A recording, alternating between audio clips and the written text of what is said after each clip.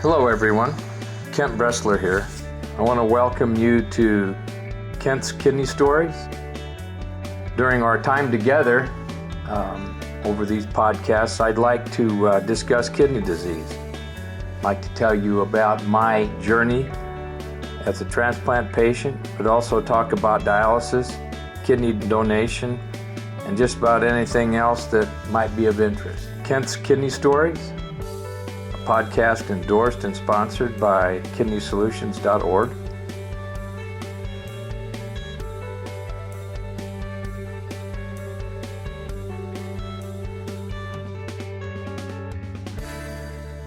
Hello, everyone. This is Kent Bressler, and as per usual, we're going to do some podcasting this morning. A really interesting guest with me, and I just wanted to take a little bit of time to thank you all for all of the downloads that we've had, and I would encourage you to make sure that once you're listening to this podcast or any podcast at Kent's Kidney Stories, would you please just make a comment? All right, like us and make a comment. And we take all kinds of comments within reason, but we want to improve this presentations. And if you have ideas, give me an email. I would be happy to entertain anything and just about everything. So let's get started with prayer this morning, because I have a really special guest with me this morning. Lord, thank you for your abundant and abounding grace. Thank you that we don't have to earn a drop of the mighty river of grace that flows freely for us today. Thank you for the unexpected, the unmerited favor you've showered on ourselves and our lives. Help us put ourselves in the path of your love and grace. Help us not neglect the disciplines we need to meet with you regularly and to drink from the water of your life. Thank you for your rich love. At this time, we also ask that you show special blessings and assistance for those in Kentucky who have suffered from such devastating tornadoes. Lighten their load, Lord. Guide them, heal them, and help them continue on. Amen. Well, you know, I'm quickly nearing 35 years of transplant, and I'm very grateful and actually blessed. And after these years of transplants, I've known all along, or I've realized the importance of diet and nutrition and exercise. And I've always done my best, or I think I've done my best, to establish and maintain a healthy lifestyle and to live a life of wellness. I've met a very thoughtful and knowledgeable man that has helped me focus now in my later years on my kidney journey through the cultivation of a wellness routine. This gentleman's name is Myles Jackson, and you can catch him with his company called New Image Wellness, and he's a father of two. I've gotten to meet his kids, gotten to meet him. He's a wellness advocate, a personal trainer. He's a collegiate strength and conditioning coach, an author. He's also a very well-renowned and knowledgeable fellow on diet and nutrition. As a matter of fact, I consider him an expert. And since I've met him on Clubhouse, I've found it very easy for me to contact him in any way, shape, or form, email or texting, calling, Zooming. This man has multiple talents, and the critter's only 20-some years old, so I don't get it. The knowledge base that he has is beyond belief, and you're gonna get a experience some of that this morning as we go through this program with him. Myles, good morning. How are you? Grand Rising, Kent. I'm doing fantastic. How are you doing today? I'm pretty good. I've been looking forward to this for weeks. It is a pleasure, and I have been looking forward to it as well. In fact, when you texted me last night, it was just, divine timing, because as I was getting my notes together and preparing my thoughts to get ready for the day, you text me to reach out and confirm. And I said, hey, you have to confirm this, man. I've been excited for this. I've been ready to go since the moment you asked me to join you. I think the most valuable thing I've learned from you, buddy, is that you put this on a level that people understand. This is not difficult. It's not rocket science, but it is to you. When you speak, I go to this clubhouse event with you in the morning at 7 o'clock, and it's all trainers. A lot of them are trainers. Actually, people in the work space of working in wellness, I call it. And I mean, the technicality that you guys get into, we're going to dress that down today and put it into people language so that they understand the importance. And I'm gonna get off my platform here, and I'm gonna let you kind of cruise into this, and we'll see how it goes. Are you ready? I'm ready. I'm ready as can be. Okay. First question. What has happened to you? I know that you've got some experience with kidney disease, and I would like you to kind of start there. Explain that if you would. So my story it's interesting.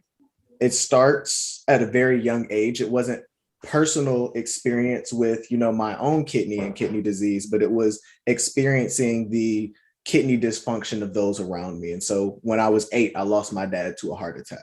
And that was, for me, it showed me that the life that we live, that we, especially at the tender age of 8, that we think is infinite, that it ends at some point. It's very much a finite life that we live. And it's what we do in the dash that matters the most. After my dad passed away of his heart attack, my grandmother, his mother, she passed away due to kidney dysfunction and kidney disease. And I would watch her go through dialysis, and I would watch her fight and fight and fight to extend the time that dash lasts, right? To extend that finite moment of life, to continue to fight no matter how uncomfortable, how how uncomfortable it got for her, no matter how bad the kidney dysfunction got. She continued to fight for life. And that showed me how important life was. But again, it showed me how finite it is. It's not infinite, and it doesn't last forever. And it started for me a search to, at 8 years old, 9, 10 years old, you want to be able to save everybody. And, I have a grandfather with prostate cancer. And part of the reason why I went to Clark is because Clark Atlanta has, shout out to my HBCU, one of the has the number one prostate cancer research centers in the United States.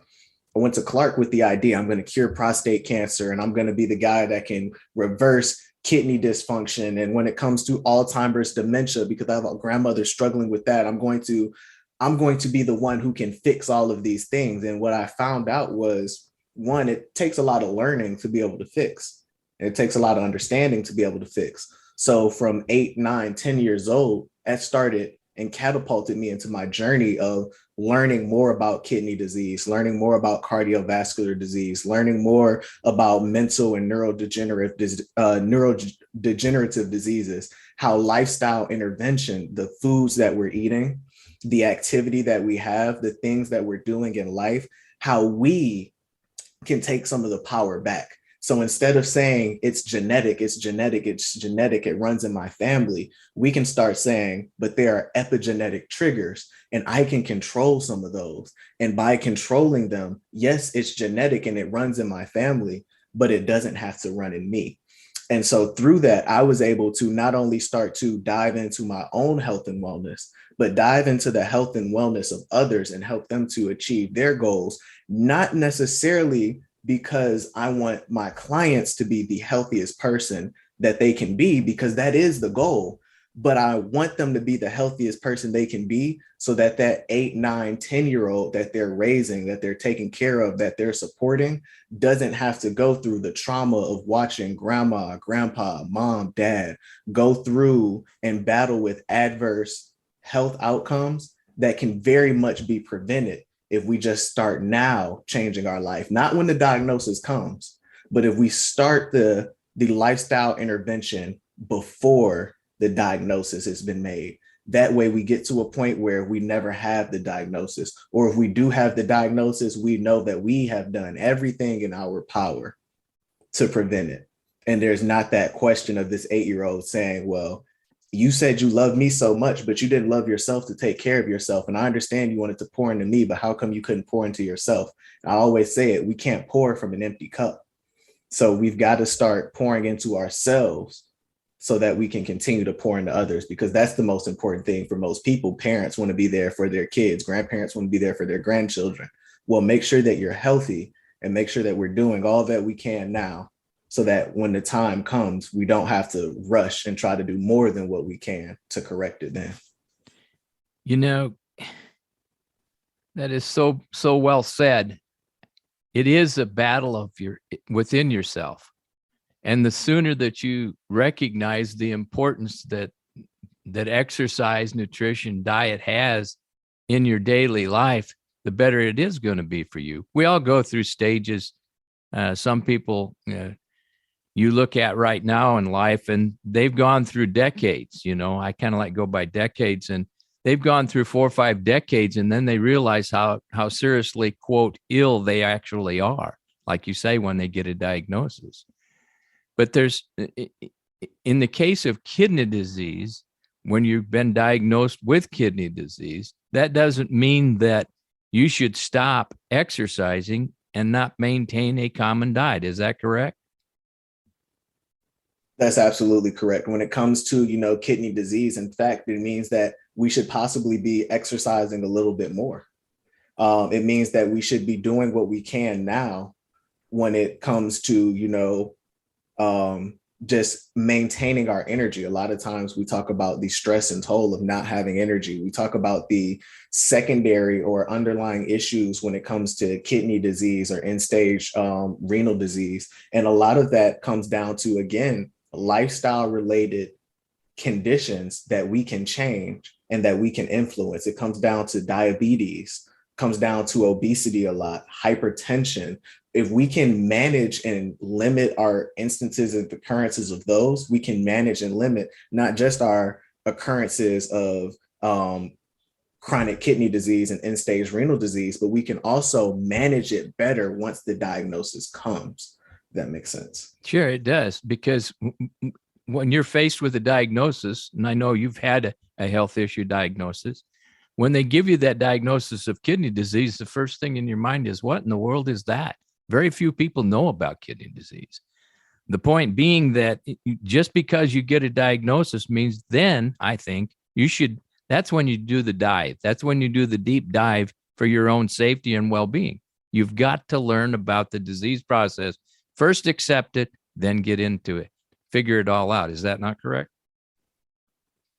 That's absolutely correct. And I like how you said, you have to accept it, because that's one of the scariest things to do, right? And a lot of times what happens when we get these diagnoses is we don't know what's on the other side. We don't know what tomorrow looks like. We don't know what the future looks like. We know what right now looks like. And right now, to be honest, is scary.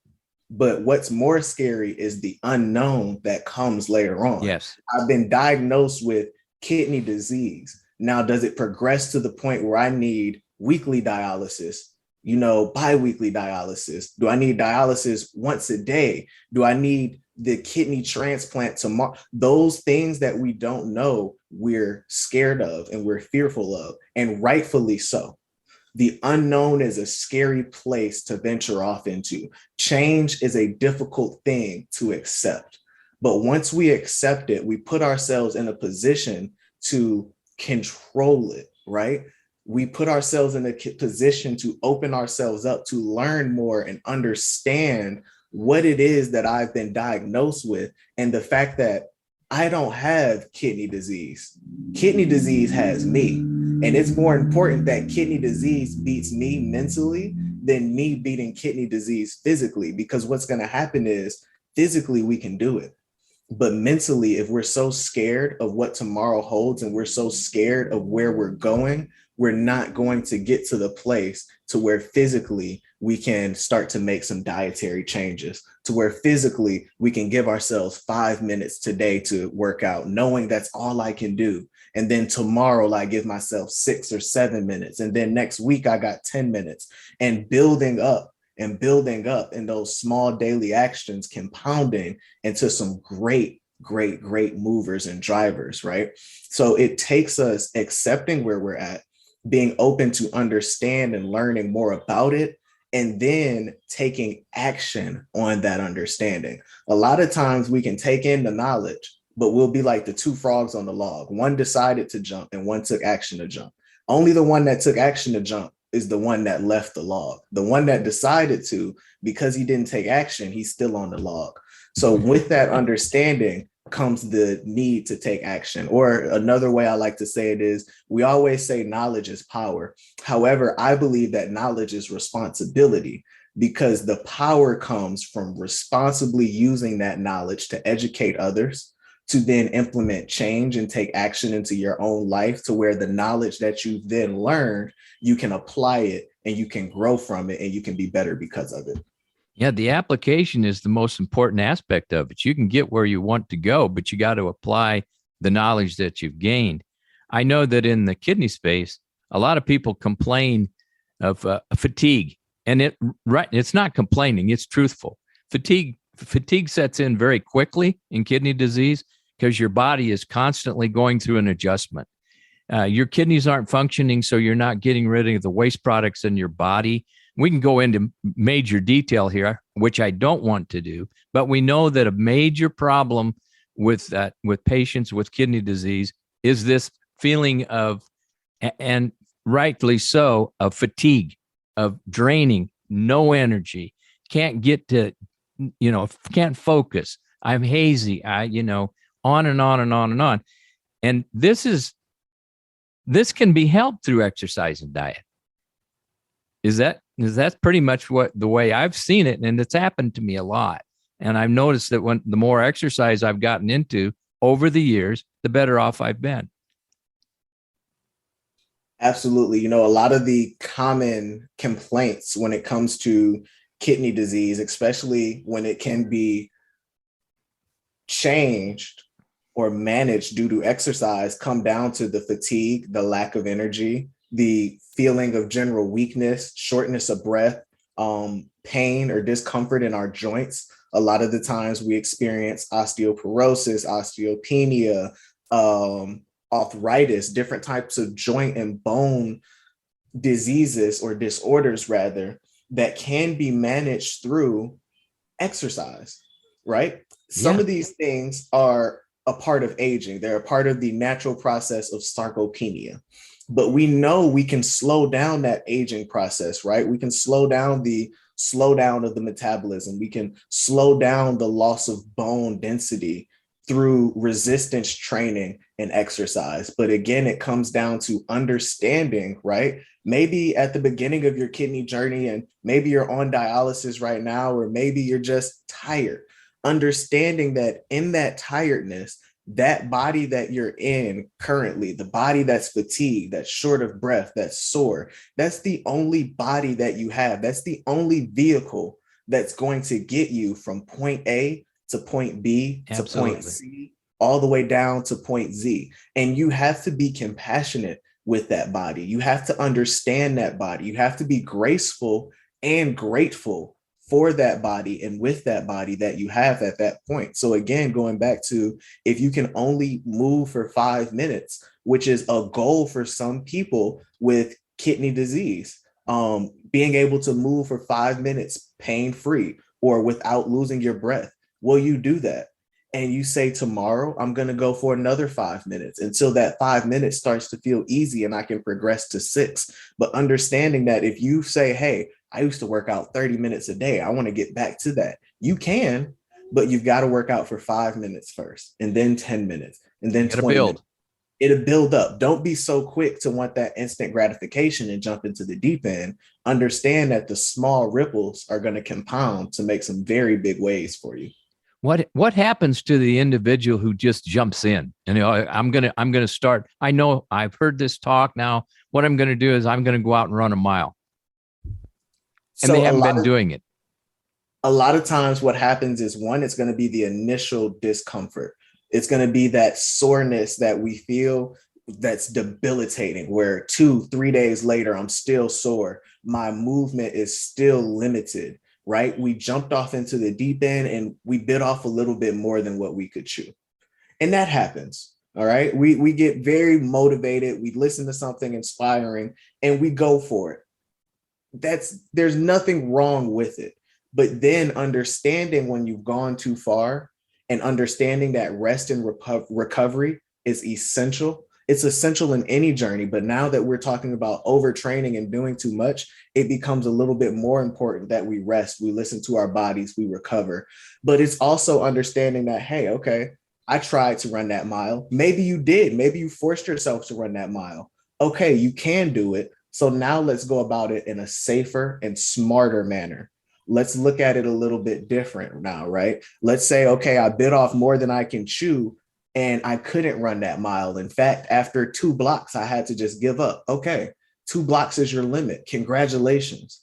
You did something that you didn't know you could do. You might not have made that mile mark, which was the goal. But if we look at the target, anything that's further away from zero is closer to the center. So 2 blocks is a lot closer to hitting that bullseye of a mile than sitting on the couch. So congratulations. Exactly. But don't give up. Don't feel defeated, which is a lot of times what ends up happening when we do something and we think we fail. The brain has a strange way of either associating or disassociating with things. So I ran that mile and I succeeded. Now my brain associates that with success and feeling good and all the release of the happiness hormones and endorphins and dopamine. And so now I'm going to want to go run that mile again to get that same feeling. But when I didn't successfully run the mile, now my brain wants to dissociate and say, well, never do that again. Well, that's not true.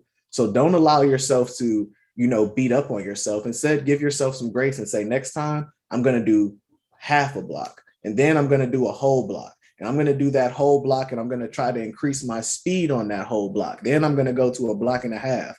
And next time I try for 2 blocks, let's see if I can do it faster or if I feel better in the end than I did the last time I went for 2 blocks. And then I'll slowly start to progress over time to 3 blocks, 4 blocks, 5 blocks. And my gosh, look at you a month or two later, you're doing a mile successfully without pain, without injury, without overtraining and taking on more than you can handle. And that is the smart and safe way to do it, especially when we talk about somebody who's suffering from chronic kidney disease. Yeah, because I think most people that's in this kidney space have a tendency to feel so drained that they think that exercise will just drain them more and make them more tired. And that is probably not the way to look at it. Matter of fact, I know it's not the way to look at it. Building up your strength levels and your stamina is the most important battle you have against the disease. It's not going to cure it, but I'm going to tell you, it's going to make it more tolerable. And you're going to, like you said, have some grace, giving yourself some grace to do it. All right. And it's going to be part of your journey. It has to be part of it. You've got to have that in your baggage. You cannot have it just when you want to. It's got to be a daily routine of some sort. And that's what I wanted to get to. What kind of suggestions do you have to a person who in different stages? I know it's going to be different, but how do you get started in an exercise journey? What's the first steps to, no matter whether you have CKD or not, if you're on dialysis or if you've been transplanted and you want to really get back into exercising? What are your thoughts on that? My first thought is to talk to a doctor, which is a step that often so many of us will skip over because we either think that we're healthy, we think, oh, it's just exercise, or, oh, I've been able to do this before, or I should be able to do this, without considering what's going on within the body. Exactly. So you talk to a doctor and then you talk to an expert. And the reason I say that is because oftentimes our car breaks down, we go to a mechanic. Our pet breaks down, we go to a veterinarian. Our teeth break down, we go to a dentist.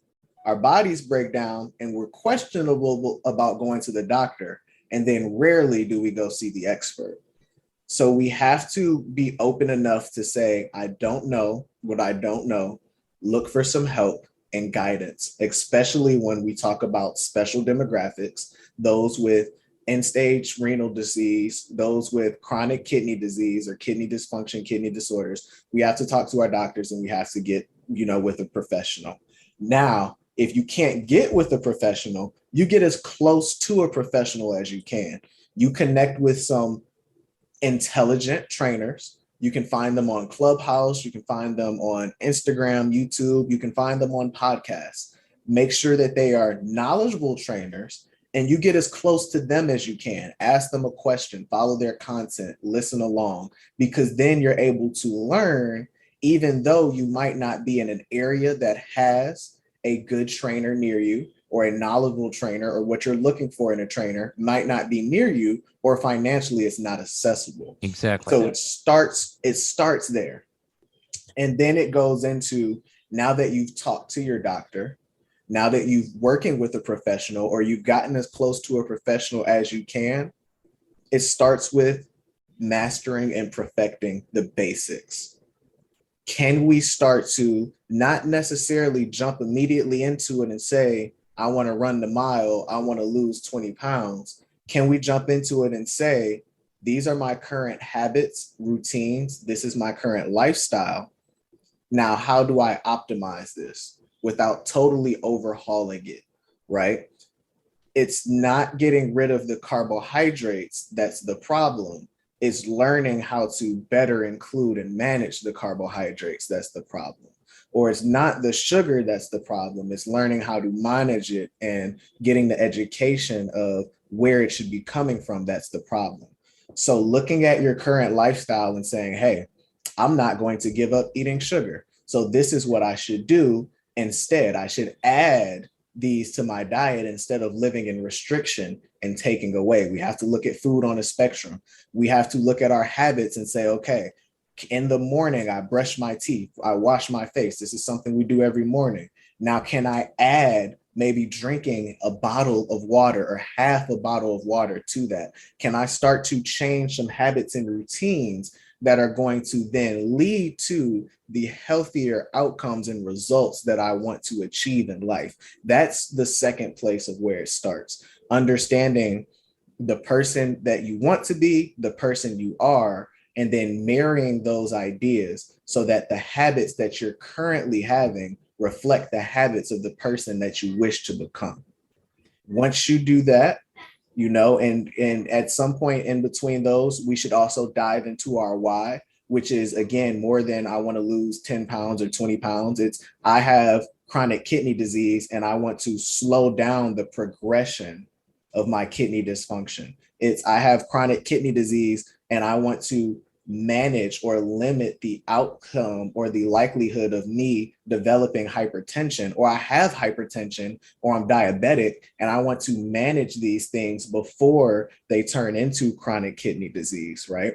So those are deeper level whys Exactly. that even when you reach that goal, you might lose the 20 pounds, whatever it is. Okay, you lost 20 pounds. Now, are you going to stop working out because you've made that, or are you going to maintain it? What's going to keep you to maintain it? Okay, well, it's summertime. You made your goal of your summer body, but now it's fall. Are you still going to continue to maintain that, or are you going to stop? Well, when you dive into the why, I want to be healthier, I want to manage my kidney disease, kidney dysfunction, I want to improve my health, I want to be around for my kids, my grandkids. I want to set a great example for my community. Those things are going to keep you going and keep you motivated and keep you consistent.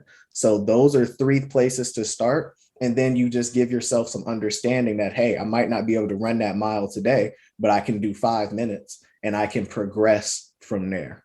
Yep. And that, you just hit on something I was going to go to. Why? That's WHY. What?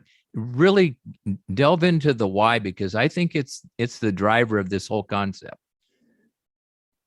You use So why. You use why to address the things you want to do in your life. No matter what stage you're in, you still have the why. Why are you absolutely. doing it? I went for a walk with a client over the weekend. No, Friday. We went for a walk for about an hour and a half, 2 hours. And we just talked. We did an end of the year check in. We looked at our goals and where we were.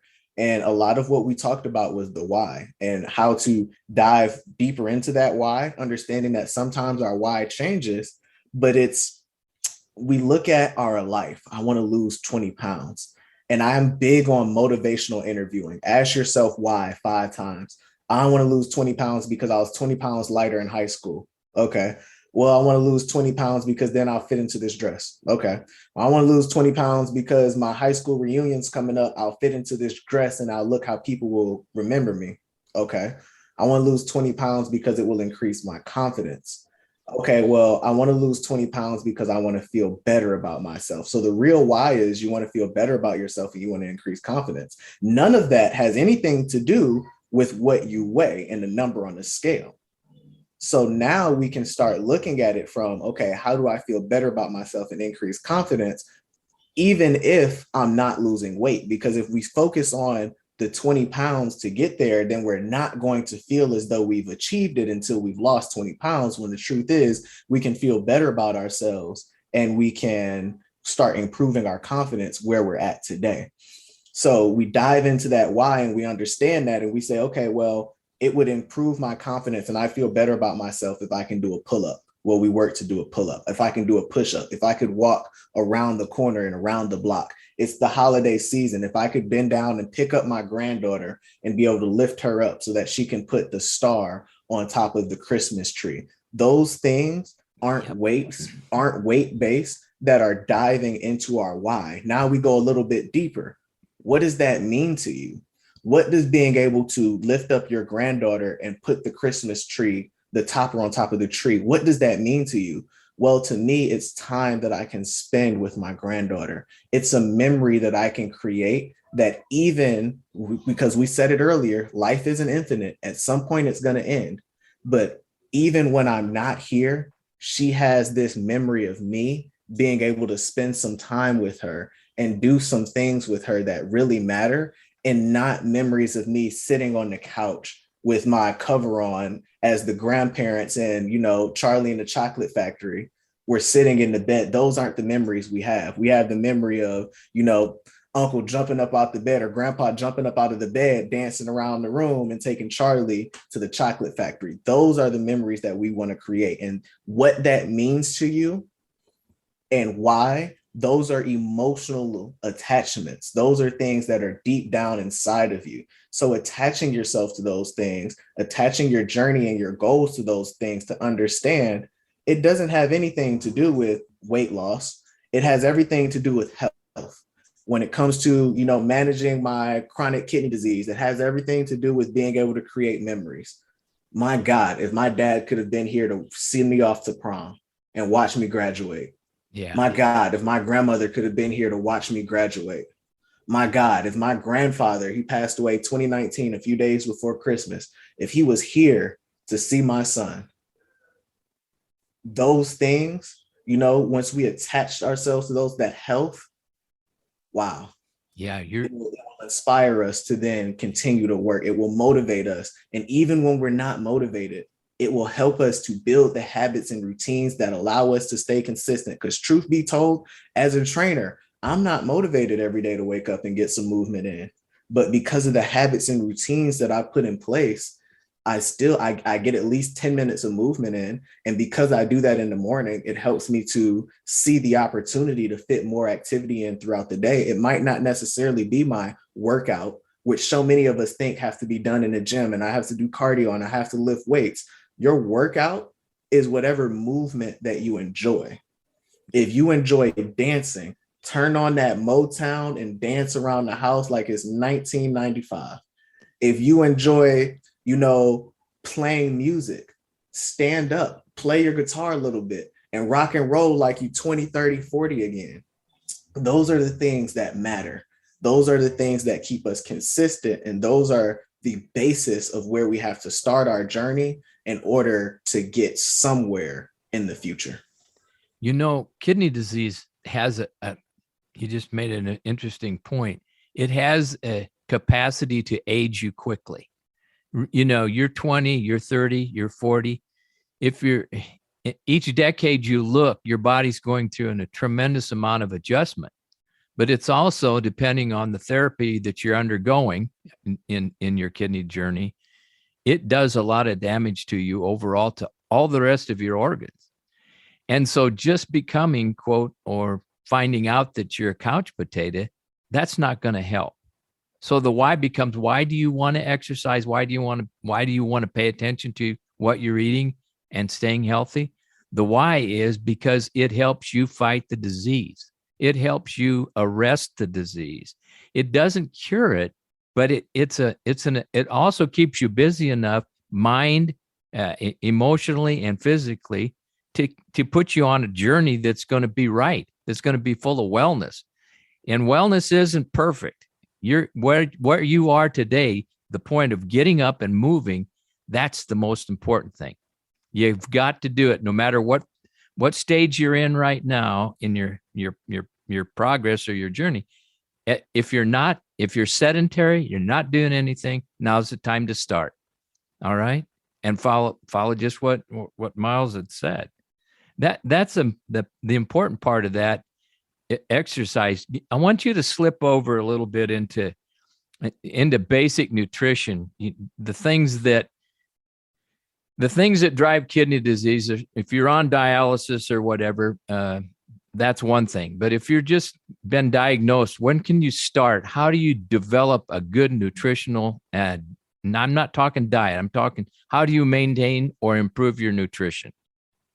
Well, I love that you said specifically, I'm not talking diet, because I like to say, I like to think of diet as anything that's not food. So that way we can break free of the idea that diet is solely based around food. Diet is anything you consume. This podcast that you're listening to is part of your auditory diet. If you go out and you watch a documentary later on TV, Nutrition is a great documentary that's out on HBO Max right now. If you go and watch that documentary on food, that is part of your media diet. So anything that you consume throughout the day is part of your diet. And there's no quote unquote one diet for weight loss, one diet for fat loss, one diet for kidney disease. It is all based on your bio individuality, your uniqueness, and what you enjoy. So when I say that, it offers us the ability to look at food on a spectrum. And that's the first thing I want to say, is because oftentimes you're going to hear, don't eat this, stop eating this, stop eating that. But what you do when you do that is it closes down the spectrum of which you view food. And it often makes it hard to abstain from that food if it's something that you're looking to do, because we know as people, as soon as we hear, don't eat the cookie, all you want to do is eat the cookie. But it comes down to understanding that maybe the cookie isn't bad and maybe the apple isn't necessarily good, looking at the spectrum of the food. So if that cookie is going to take you back and give you some sense of nostalgia, some happiness, for me, the Oreos bring me back to a place where I remember my dad. Those are some of his favorite cookies, some of my favorite cookies.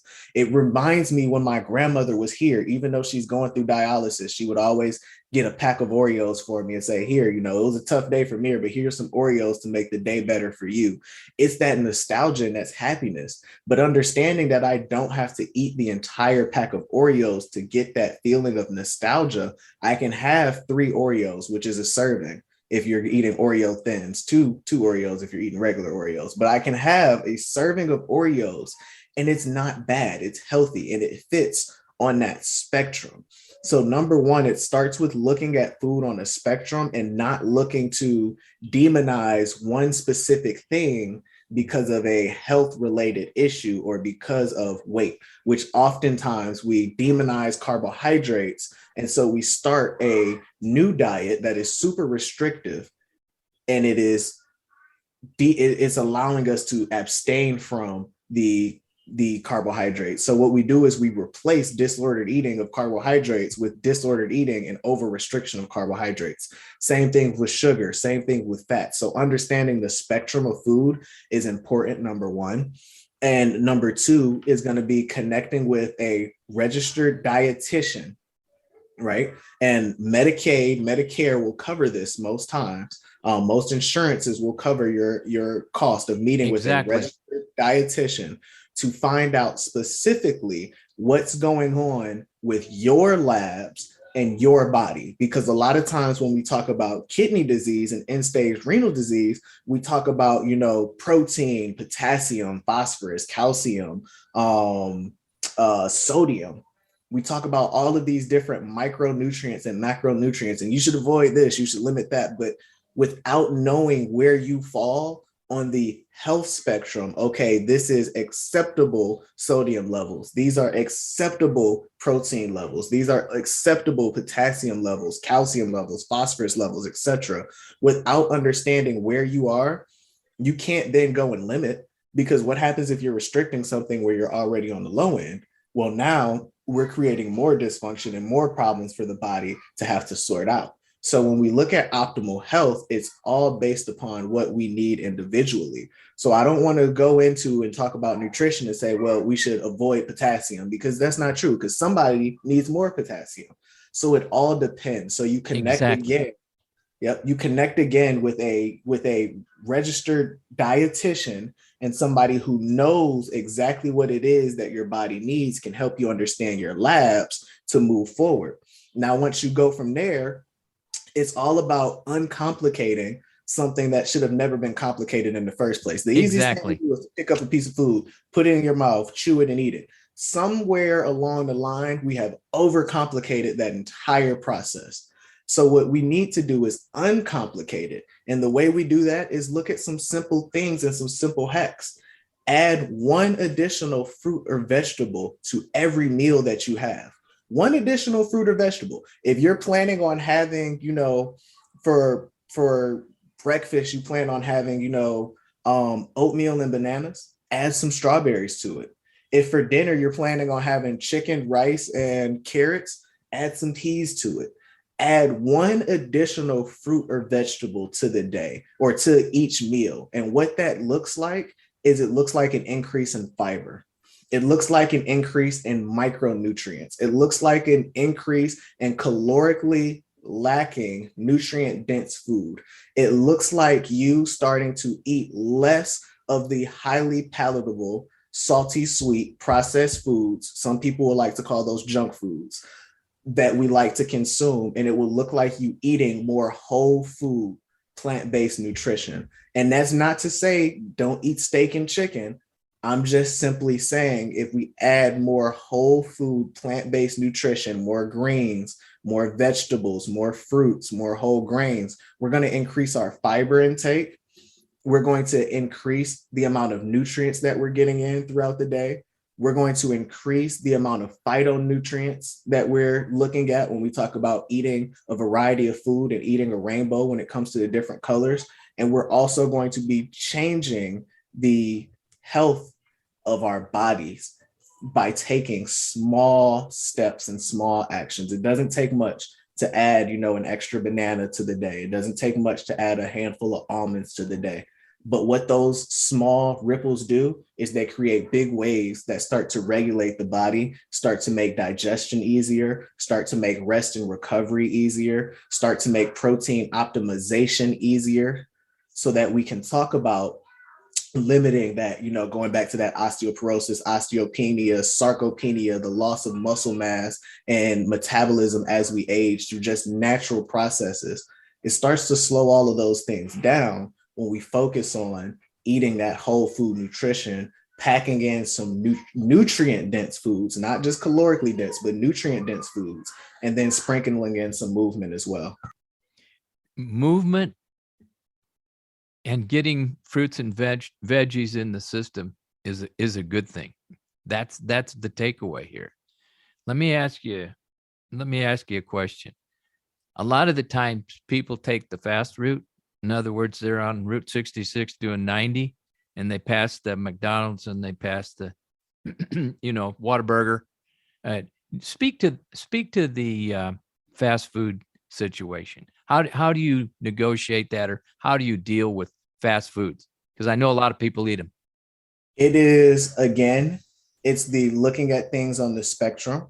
If 80% of our meals are coming from the drive through, then possibly we need to limit. If we look and we say out of 5 meals a day, I stop at McDonald's once. Well, what do we call balance? We call that the 80-20 rule. And what's 1 out of 5? That's 20%. It means 80% of your meals are on point. So it starts with looking at the spectrum, number one. Number two, it's going to go into what I said again when we look at nutrients, right?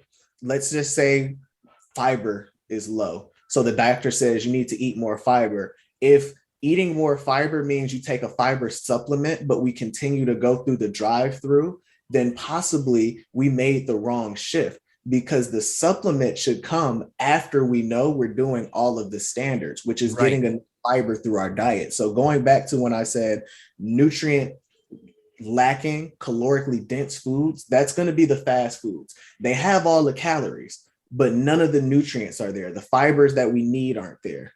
The calcium that we need, the phosphorus, that's not there.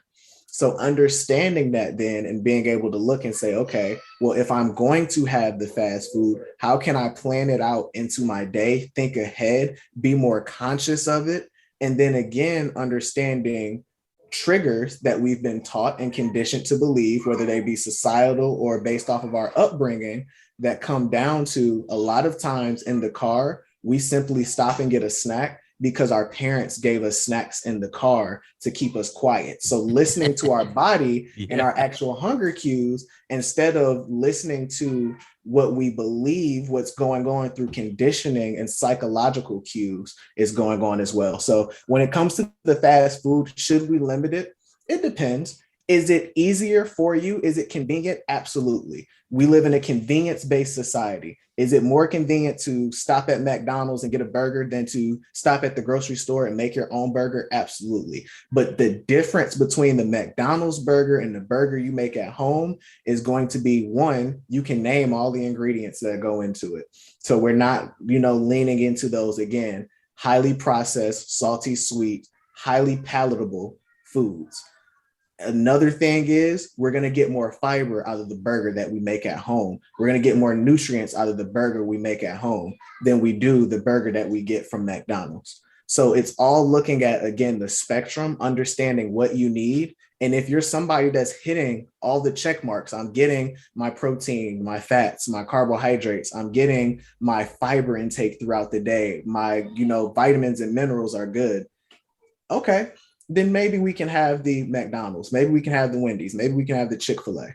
But if I'm not hitting those, should I focus on that before I start to continue to add the fast foods? Absolutely. Yeah, absolutely. And I think that's the takeaway here. We're not going to browbeat anybody for what they eat and how they eat and what they do, and they don't exercise. That's not what we're here for. What we're here for is to give you options. Every kidney patient, regardless, every person who has a chronic illness, everyone who goes to the doctor should be afforded opportunities and options. They are the ones that need to make the decisions. Myles is not going to make a decision for me. He has no need to, number one, and really he shouldn't. But myself, if I'm given the options to do certain things, I get to filter through those options. And if they're all filtered good, they're all good options, then it's a no-brainer.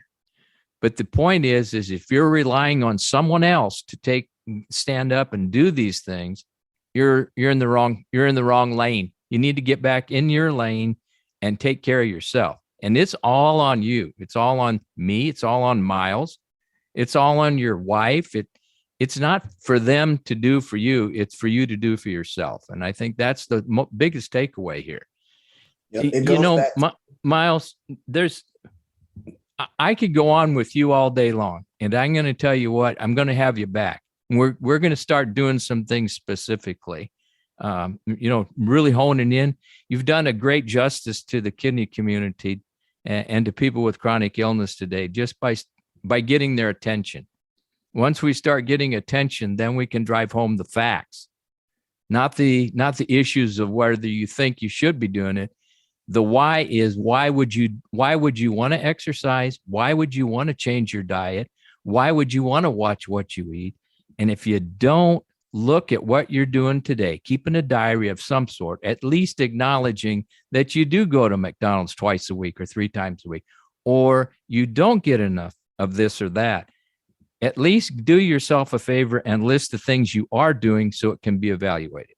If you just go willy-nilly through the day and just say, well, I'll worry about that tomorrow, every day that goes by is a day that you've lost to getting into a wellness frame. And that's what we wanted to do here today is to get in a wellness frame. And so I think we've accomplished that, but we're going to do more. I'm going to tap you, buddy. I'm sorry. You might have run into the wrong guy, because I'm going to use you up. I'm looking forward to it. I'm looking forward to it. Like I said, this is something that at 8 years old, couldn't save my grandmother. You couldn't get 8-year-old me to understand that. And I'm glad that 8-year-old me didn't understand that, because 8-year-old me over the last 16 years has become the me that now understands what's going on. And while I couldn't save my grandmother, it was the catalyst, right? Kind of like you just talked about. It was the catalyst for the understanding for me to be able to then gain the information and knowledge needed to save somebody else, or at least to impact somebody else's life. So for those listening, right, it's not about, okay, do I need to, eat better, not eat better, cut out the fast food, cut out the fast food? The answer is it depends. But it depends on the knowledge that you're allowing yourself to get, and understanding that, hey, maybe right now listening to this podcast, this is the start in your mind. Hey, I want to start living a more wellness-driven life. But now the next step is, you don't have to wait until Monday to start living that life. You don't have to wait until January 1st to make the change. You can start right now by keeping a journal of everything that you eat for the rest of the day, everything that you put in your mouth. I have so many of my clients do that when they first start. It's not about counting calories and looking at your plate. Just write down everything that you put in your mouth so that you can be aware of it. Let's be aware of the habit. If every time we go to work and we walk past Billy Joe Sue's desk and she has some candy, and every time I walk to the printer, I walk past her desk and I grab a handful of candy. Well, let's practice. Since we know that, now we're aware of it. Now, the great thing about awareness is it leads to mindfulness and it leads to intuitiveness, because now I know, okay, I can walk past this desk. I can set in a plan of action to walk around the desk, or I can put some gum in my mouth before I walk past the desk, which makes it less likely that I put my hand down to grab the candy. I could walk with paper in one hand, bottle of water in the other hand. It makes it less likely that I grab the candy. And I'm not hungry when I grab the candy. I just see the candy. So now that we're aware of our habits, we can start to be mindful of the triggers. So it starts today. It doesn't have to wait until Monday to do that. Exactly. Don't wait. All right. But start at your own pace and accelerate. I think that's the big takeaway here today is start at your own pace, but get started. Don't wait. Waiting is not in our vocabulary in kidney disease. We've talked about that on several occasions. Waiting for a doctor's appointment, waiting for the doctor to tell me what to do, waiting for the nursing staff to get this or that for me, or waiting on my lab work. Waiting doesn't exist. You can't do that. You can't have that as part of your vocabulary, because that's exactly what it does. It makes you wait. You need to move on. All right, at least make a couple mistakes, or at least realize that some things that you're doing are not appropriate. They're not good for you. And if they're not good for you, start figuring out a way to deal with them, how to get rid of them. Like in the fact of smoking or not exercising, whatever it is that you identify, you write down, you can deal with. And there are experts out here, and I mean timeless experts, people who are willing to give their time and willing to give an effort. If you have any inkling that you want to right now start a wellness program, you have no earthly idea contact us at Kidney Solutions. Give me a call, email me. We'll set you up. We'll get you started. We'd be more than happy to do that. And our services are free. We don't charge a nickel.